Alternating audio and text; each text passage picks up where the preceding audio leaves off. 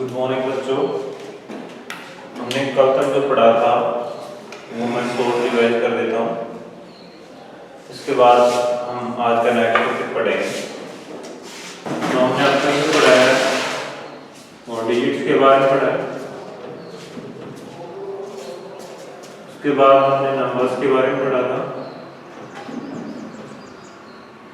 Next हमारा topic था types of numbers. Types of numbers, इसमें हमने 3 type of numbers 4 type of numbers पढ़े थे। लोग natural numbers,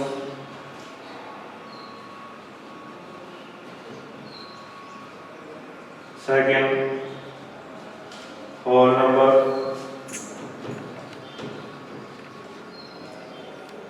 third integers and next rational number.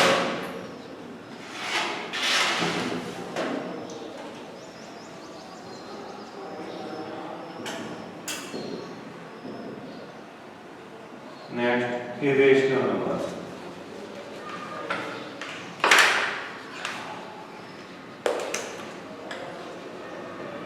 With example हम इसको समझते हैं। Digits in mathematics there are 10 digits: 0, 1, 2, 3, 4, 5, 6, 7, 8 and 9. These are 10 digits. Numbers combination of digits. For example, 10. 10 is combination of 1 and 0. 13. 13 is combination of 1 and 3, like this 23, 69, 99, 100, etc. These are numbers. So we can say numbers are the combination of digits. Next, types of numbers. First, natural numbers. We already know that counting numbers are called natural numbers. For example, 1, 2, 3, 4 and so on. Next, whole numbers. If we include 0 in natural numbers are 1, 2, 3, 4 and so on. If we include 0, इसका मतलब हम natural number की set में, ये natural number set है 1, 2, 3, 4 and so on, इसमें हमने किसको इंक्लूड किया? 0 को। तो जो नया सेट हमें मिलेगा होगा set of whole numbers. Next, integers. If we include negative part of natural number in the set of whole number, the whole set is called integers. For example 0, 1, 2, 3 and so on, ये हमारा whole number का set है। इसके अंदर हम negative numbers को भी include कर देते हैं, -1, -2, -3 एंड सो ऑन।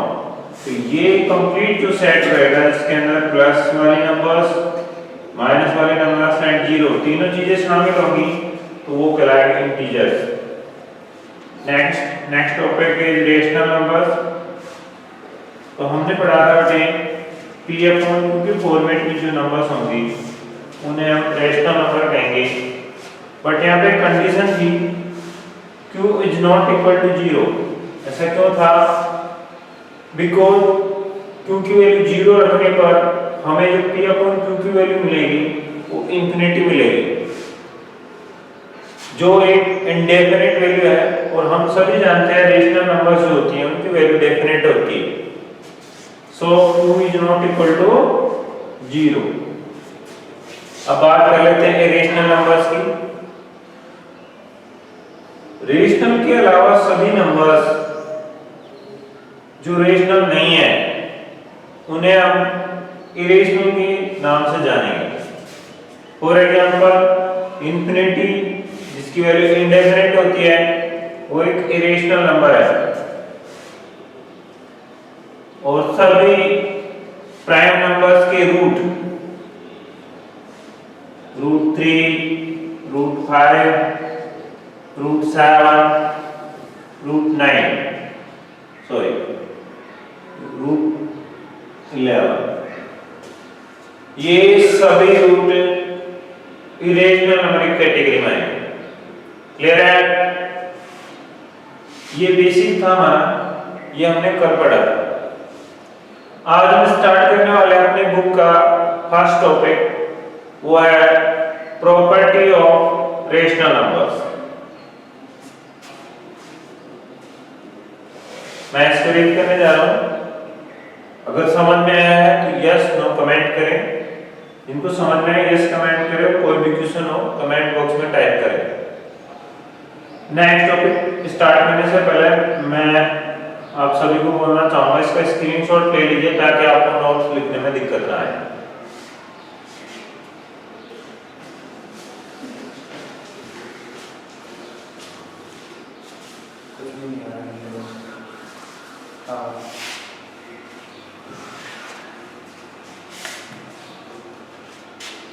हमारी जो नेक्स्ट हेडिंग है वो है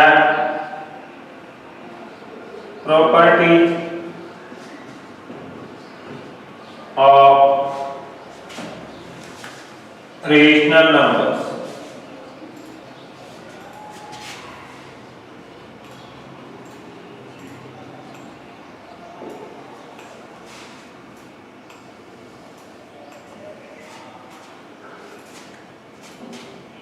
देखिए बेटा, प्रॉपर्टी में हम सबसे पहले जो प्रॉपर्टी पढ़ने वाले हैं वो रहेगा बेटे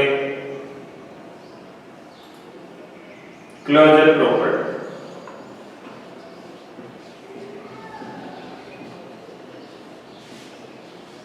जैसे कि आप सभी जानते हैं, हमारे पास मैथमेटिक्स में 4 ऑपरेशंस जनरली यूज करते हैं, जो है addition, subtraction, multiplication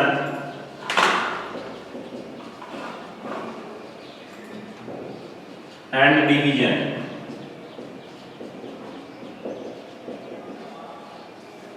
These are the 4 mathematical operations that we use in mathematics. तो हम सभी इन ऑपरेशंस पे क्लोजर प्रॉपर्टी को चेकआउट करेंगे, किसके लिए प्रॉपर्ली वर्क करता है और किस ऑपरेशन में प्रॉपर्ली वर्क नहीं करता है। हमारे पास बहुत सारे कंडीशंस होंगे एग्जांपल के अकॉर्डिंग, बट हम तभी इस क्लोजर प्रॉपर्टी को उसमें अप्लाई कर सकते हैं जब वो सभी के लिए ट्रू हो। कैसे? कुछ एग्जांपल्स के थ्रू समझते हैं।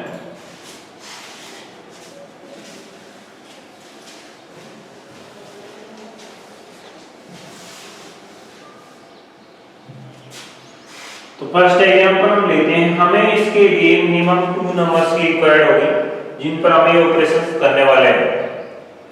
तो let a equal to 3 and b equal to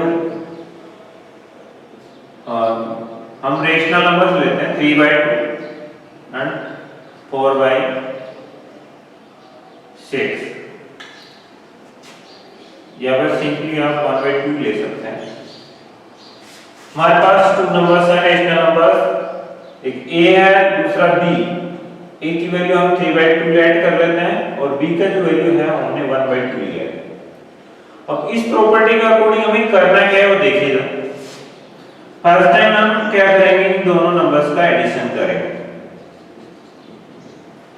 तो हम करने वाले एडिशन उसके लिए 3/2 प्लस 1/2, सभी को एल्सियम मेथड से इसको सोल्व करना आना चाहिए और आई थिंक सभी को आता है।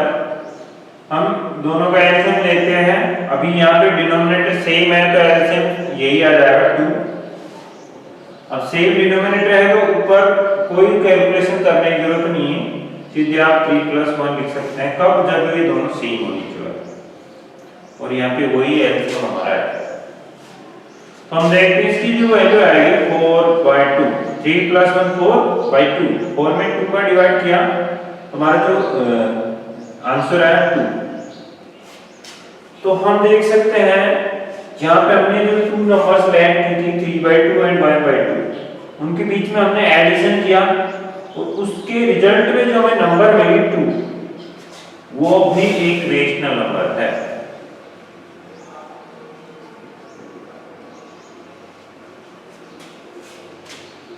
टू इज रेशनल, तो हम कह सकते हैं जो क्लोजर प्रॉपर्टी है वो एडिशन के लिए ट्रू होती है। अब कुछ समझ में आया? मतलब हमें ये चेकआउट करना है क्लोजर प्रॉपर्टी का अकॉर्डिंग सभी नंबर मिनिमम 2 और मैक्सिमम हम कितना भी ले सकते हैं, 2 ले सकते हैं, 3 ले सकते हैं, कितना भी ले सकते हैं, उनके बीच में एडिशन करके देखना, सब्ट्रैक्शन करके देखना, मल्टीप्लिकेशन और डिवीजन, ये 4 ऑपरेशंस हमें अप्लाई करके देखते हैं।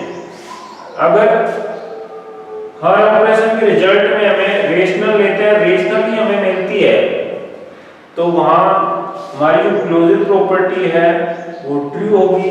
और जहां पर हमें ये चीज रेशनल लेने पर रेशनल नहीं मिलती है, वहां हमारी क्लोजर प्रॉपर्टी नॉट ट्रू होगी। क्लियर? तो नेक्स्ट ऑपरेशंस भी चेक आउट करते हैं। सेम नंबर मान लेते हैं, let a equal to 3/2 and b equal to 1/2। तो हम करने वाले इसका सब्ट्रैक्शन a माइनस b, तो हमें मिलेगा 3/2 minus 1/2। Same process, LCM 2 3 minus 1, c minus लिखेंगे बिकॉज़ हमारा एलसीएम है, इन दोनों का डिनोमिनेटर सेम है और एलसीएम में 2 ही है, तो इसको एज इट इज लिख देंगे 3 माइनस 1। तुम्हारे पास आने वाला है 2/2, 3 में से 1 सब्ट्रैक्ट करेंगे, 2 लेट और बाय 2 करेंगे तो आंसर आएगा 1। हमने देखा है यहाँ पर हमारे जो दोनों नंबर्स थी 3/2 एंड 1/2 रेशनल है, और जो इसका रिजल्ट आ रहा है सब्ट्रैक्शन करने के बाद, ये सब्ट्रैक्शन किया हमने, उसके बाद जो रिजल्ट आ रहा है वो भी एक रेशनल नंबर है, तो हम कह सकते हैं इज रेशनल। हम कह सकते हैं क्या रेशनल नंबर्स जो है उनकी क्लोजर प्रॉपर्टी सब्ट्रैक्शन के लिए भी ट्रू होती है। क्लियर है? नेक्स्ट सेम हम करेंगे मल्टीप्लिकेशन एंड डिवीजन। तो मैं थोड़ा फास्ट कर देता हूँ, आई थिंक अभी समझ में आ गया हो, तो इसका टाइम बचाने के लिए मैं थोड़ा फास्ट करने वाला हूँ।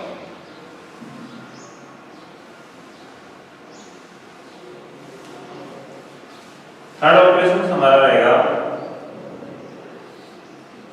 मल्टीप्लिकेशन।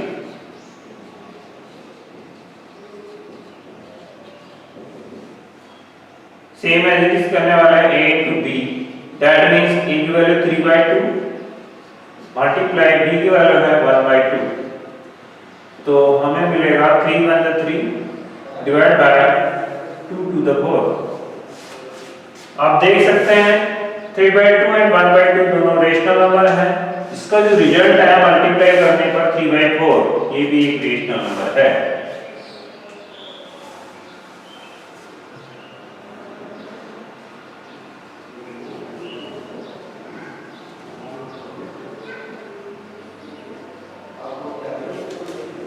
अगर ऐसा है तो multiplication of rational number is true for closure property. Clear है? Next and final division.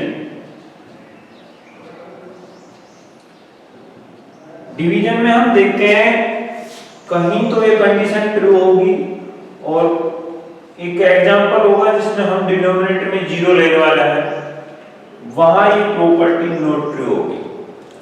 तो अगर होल पूरे कंप्लीटली आपसे सिंपल वर्ड्स में पूछा जाए डिवीजन के लिए क्लोजर प्रॉपर्टी ट्रू है या फिर फॉल्स है, तो आप देख रहे हैं मैंने अभी बताया आपको, हम इनको ट्रू तभी मानेंगे यदि सभी एग्जांपल्स के लिए ट्रू हो।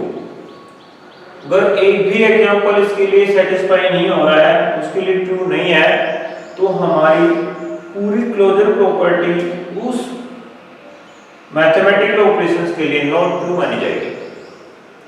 कब? जब हमें सिर्फ ये पूछा जाए क्लोजर प्रॉपर्टी डिवीजन के लिए किसी भी मैथमेटिकल ऑपरेशंस के लिए ट्रू है या फॉल्स, तो उस कंडीशन में हमें यहाँ पे मैं आगे जो बताने वाला हूँ वो चीज यूज करनी है। ये जो डिवीजन का मेथड रहेगा इसके लिए हम चेक आउट करते हैं कुछ एग्जांपल्स, फिर आपको शायद समझ में आ जाए। सेम नंबर्स लेते हैं हम पहले 3/2 डिवाइड बाय 1/2। पहले इसको मल्टीप्लाई साइन में कन्वर्ट करने के लिए हमें राइट साइड में जो डिवाइजर होगा उसके न्यूमरेटर और डिनोमिनेटर का प्लेस चेंज कर देते हैं, तो ये जो साइन डिवाइड का है वो मल्टीप्लाई में कन्वर्ट हो जाएगा और ये नंबर्स को हम उल्टा करेंगे। 1/2 था उसको 2/1 किया। अब आप सिंपली देख सकते हैं बीच में मल्टीप्लाई है तो ऊपर वाला नंबर जैसे कि हमने यहाँ पे किया था 3 1 जा 3, ऐसे ही 3 2 हो जाएगा 6 डिवाइड बाय 2 जा 2। सिंपली इसको लिखेंगे हम 6 में 2 पर डिवाइड किया 3 टाइम गया। 3 इज अ रेशनल नंबर। तो इस पर्टिकुलर एग्जांपल के लिए हमारे डिवीजन की जो क्लोजर प्रॉपर्टी है वो ट्रू है।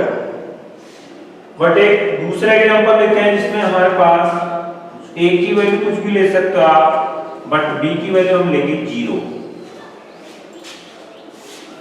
अगर ऐसा है तो इसके लिए हम क्लोजर प्रॉपर्टी चेक आउट करते हैं।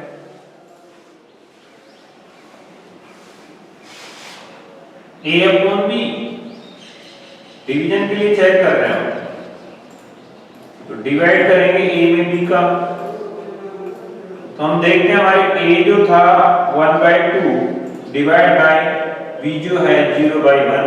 1 हम डिनोमिनेटर यूज कर सकते हैं इसके नीचे, कोई प्रॉब्लम नहीं है।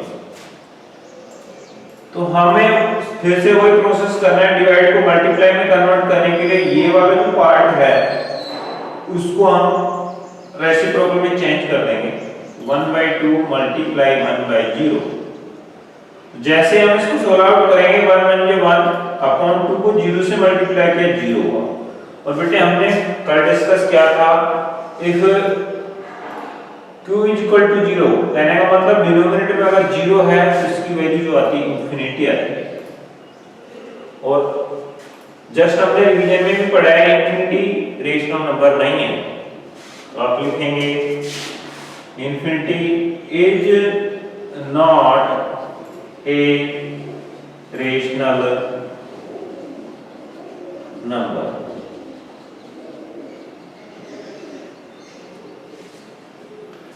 तो इस तरह से आपको पता चल गया होगा कि जो 4 ऑपरेशंस हैं इनमें से कौन सा ऑपरेशन ऑलवेज ट्रू है और कौन सा ऑलवेज ट्रू नहीं है। तो हम देख रहे हैं एडिशन के लिए ट्रू था, सब्ट्रैक्शन के लिए भी ट्रू था, मल्टीप्लिकेशन के लिए भी ट्रू था, बट डिवीजन के लिए यहां ट्रू है बट यहां नॉट ट्रू है। ये रेशनल नंबर नहीं है हमारा, इंफिनिटी रेशनल नंबर नहीं है। तो हम इसके लिए ओवरऑल की बात करें तो इसमें हम नो करेंगे। डिवीजन जो है क्लोजर प्रॉपर्टी के लिए ट्रू नहीं है। क्लियर बच्चों? चलो जल्दी से इसको नोट कर लो, उसके बाद हम जो हमारी प्रॉपर्टी है वो डिस्कस करें।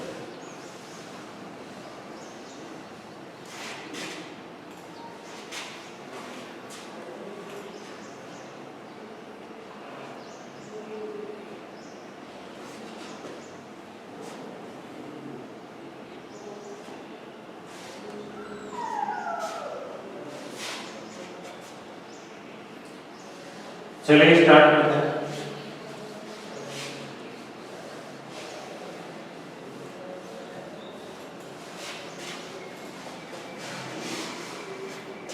नेक्स्ट प्रॉपर्टी होगी बेटे कॉम्यूटेटिव प्रॉपर्टी।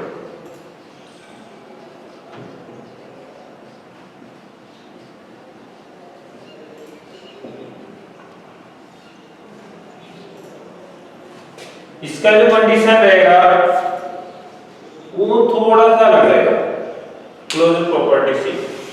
कैसे?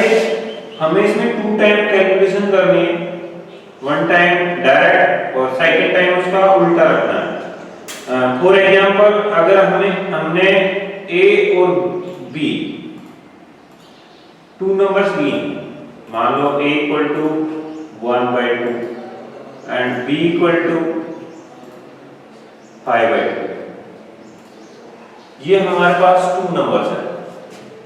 इनको हमें एडिशन, सब्ट्रैक्शन, मल्टीप्लिकेशन और डिवीजन करते टाइम टू टाइम कैलकुलेशन करनी है। फर्स्ट टाइम हमें करना है, मान लो हम एडिशन कर रहे हैं, तो उसके लिए आप पहले a प्लस b को आंसर निकालोगे और फिर b प्लस a का आंसर निकालोगे। अगर दोनों आंसर सेम आता है तो कॉम्यूटेटिव प्रॉपर्टी ऑफ एडिशन हमारे लिए ट्रू होगा, और अगर इन दोनों की वैल्यू डिफरेंट आती है तो आपकी कॉम्यूटेटिव प्रॉपर्टी उसके लिए नॉट ट्रू। क्लियर है? कैसे? ये वैल्यू हम पुट करते हैं यहाँ पे 1/2 प्लस 5/2, तो हमें जो आंसर मिलने वाला है तो हमारा एलसीएम हो जाएगा 1 प्लस 5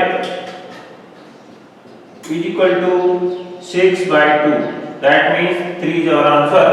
बट अभी हमने जो किया है वो सिर्फ a प्लस b है, ये a का वैल्यू है और ये b का वैल्यू है, बीच में प्लस तो प्लस b। अभी हमें करना है b प्लस a, मीन्स ये वाली कंडीशन चेक करनी है, तो उसके लिए हमें क्या करना होगा, b का वैल्यू पहले रखना होगा, दैट मीन्स 5/2 प्लस 1/2। तो हमारा जो आंसर आने वाला है 5 प्लस 1 वो आएगा 6/2, दैट मीन्स 3। तो आपने देखा जो वैल्यू a प्लस b का आया है 3, same value b plus a का आ रहा है 3। जो कॉम्यूटेटिव प्रॉपर्टी है वो एडिशन के लिए ट्रू होती है। तो हम कह सकते हैं a plus b is equal to b plus a। हमारी जो कंडीशन थी वो सेटिस्फाई हो रही है, that means commutative property of addition is true for rational numbers। Clear है? जल्दी से नोट डाउन कीजिए। इसके बाद हम नेक्स्ट ऑपरेशन चेकआउट करने वाला है, सब्ट्रैक्शन, मल्टीप्लिकेशन एंड डिवीजन। मैं आपको इन सभी ऑपरेशंस के लिए थोड़ा जल्दी करवाने वाला हूं टाइम बचाने के लिए। तो देखिए बेटा, स्टार्ट करते हैं सब्ट्रैक्शन।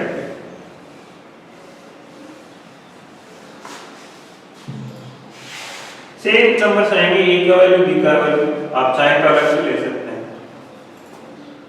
उसके लिए हम चेक आउट करते हैं, a माइनस b निकालते हैं। पहले a का जो वैल्यू है 1/2 है, माइनस b का वैल्यू 5/2। डिनोमिनेटर सेम है, ऐसे हमारा 2 आ जाएगा। 1 minus 5 that means 1 minus 5 is equal to minus 4। 5 minus के 1 प्लस का, तो हमारा जो रिमाइनिंग आंसर बचेगा -4 डिवाइड बाय 2। तो हमें जो आंसर मिलता है वो हमारा -2। और में 2 का डिवाइड बाय 2 टाइम गया, माइनस है तो -7 में रहेगा। नेक्स्ट हम करते हैं b माइनस a। b का जो वैल्यू हमारे पास 5/2 माइनस a का वैल्यू 1/2, तो हमें जो मिलेगा 4/2 मिलेगा। सेम प्रोसेस मैंने ये वाला स्टेप थोड़ा शॉर्ट कर दिया है आपसे, आप देख सकते हैं। 5 माइनस 1 करेंगे 4 बचेगा, डिवाइड बाय डिनोमिनेटर सेम है तो एलसीएम वही आएगा 2। 4 में 2 का डिवाइड दिया, 2 टाइम दिया। तो अब देख पा रहे हैं हमारा a माइनस b का वैल्यू था हमारे पास -2 था, जबकि हमारे पास b माइनस a की वैल्यू +2 है। दोनों वैल्यू सेम नहीं है, that means a minus b is not equal b minus a। तो हम कह सकते हैं commutative property of rational numbers is not true for subtraction।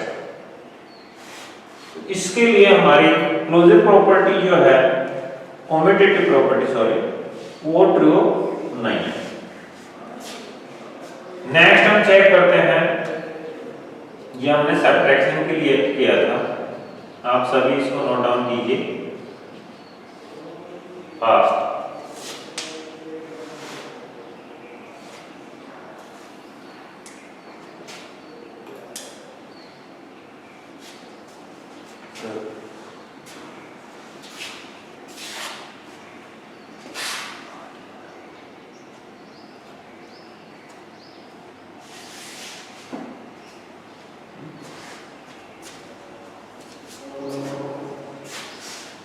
बेटा नेक्स्ट क्लास हमारी कब होगी,